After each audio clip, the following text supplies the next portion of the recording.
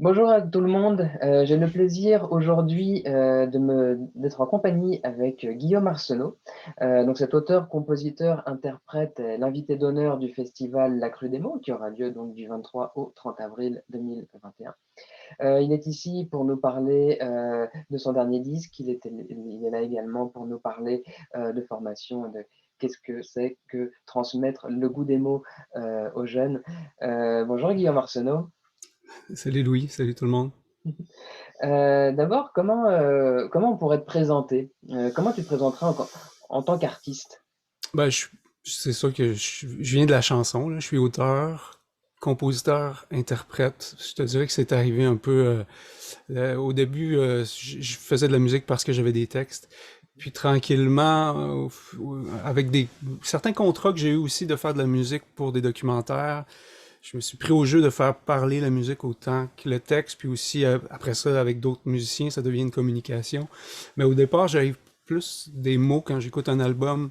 Souvent, je vais lire la pochette avant de... Ça va être ma première approche. Mais je suis auteur, compositeur, interprète. Je suis aussi concepteur sonore pour des pièces de théâtre, documentaires, musées, et ainsi de suite. Et j'ai fait quelques fois aussi de la réalisation pour d'autres artistes euh, et formateur. Comme là, je suis un peu aussi ces temps-ci un peu plus vu qu'il y a moins de spectacles et formateur à distance. Fait que c'est un peu tout ça. Tu sais, j'habite en Gaspésie, puis j'ai l'impression d'appartenir un peu à la Gaspésie tellement que j'y suis, puis que ça fait partie, tu sais, de ma création, ma création essayait de s'accorder avec les éléments, les grands éléments. Une inspiration aussi qui est là dans le fait de bouger dans cet espace-là, tu sais, en vélo, en course, en ski, en raquette, en plongée, il y a tout ça qui donne un rythme et qui m'inspire. Puis, tu sais, c'est un peu ce qui me définit comme artiste autant que ce que j'aime dans la vie. C'est ce qui me motive, c'est d'aller visiter du territoire.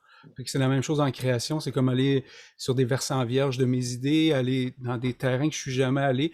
Je prétends pas réinventer des choses, mais je vais dans des endroits où moi je suis jamais allé. Puis c'est ce qui me motive en tant qu'artiste, là, Et à travers mon justement, travail. justement, c'est très bien parce que ça me lance vraiment sur ma deuxième question. Est-ce que tu peux nous présenter ton dernier album qui est justement empreint et marqué par cette Gaspésie que tu habites vraiment? Est-ce que tu peux nous le présenter? Ouais, ben, il y a un côté, euh, in- ben, que ce soit pas mal pour tous les albums, moi, ce que j'aime, c'est pas le résultat, mais toute la démarche pour le faire, puis des façons de faire. Euh, pour le dernier album, ça c'est mon sixième, la partie de moi qui tremble, je me suis construit des instruments avec des sons, que ce soit des sons d'oiseaux, des sons d'orignaux, des sons. Et là, je vais jouer dans les fréquences, puis je vais créer des claviers à partir des sons des cloches d'église de mon village de Bonaventure. Fait que ça, c'est des motivations d'essayer des nouvelles façons de faire.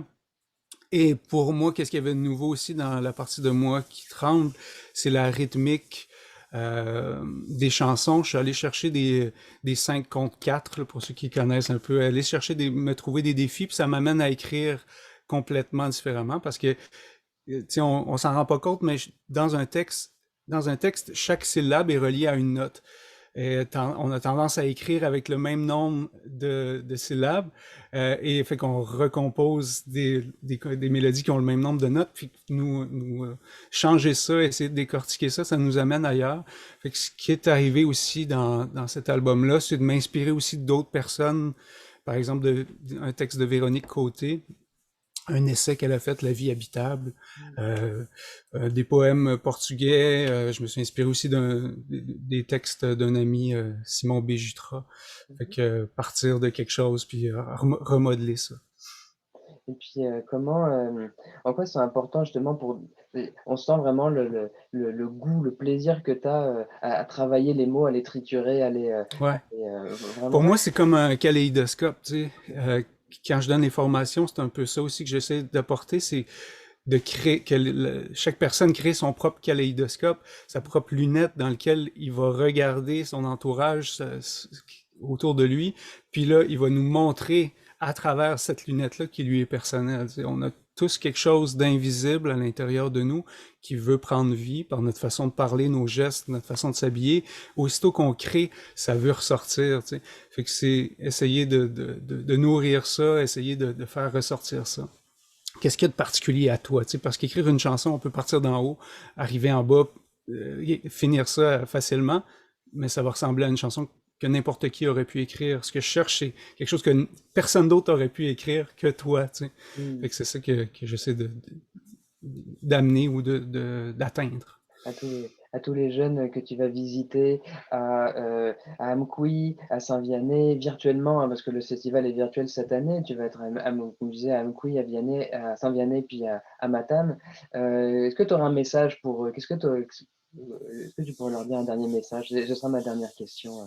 Ben, que la poésie, ça se retrouve pas seulement dans les livres, où je te dirais que ça se retrouve surtout pas dans les livres, ça se retrouve dans notre vie, dans notre quotidien, dans notre entourage.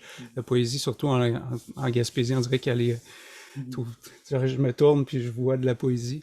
Ça fait partie de notre vie. Puis ça nous aide aussi à se faire comprendre parce que le vocabulaire a une certaine limite.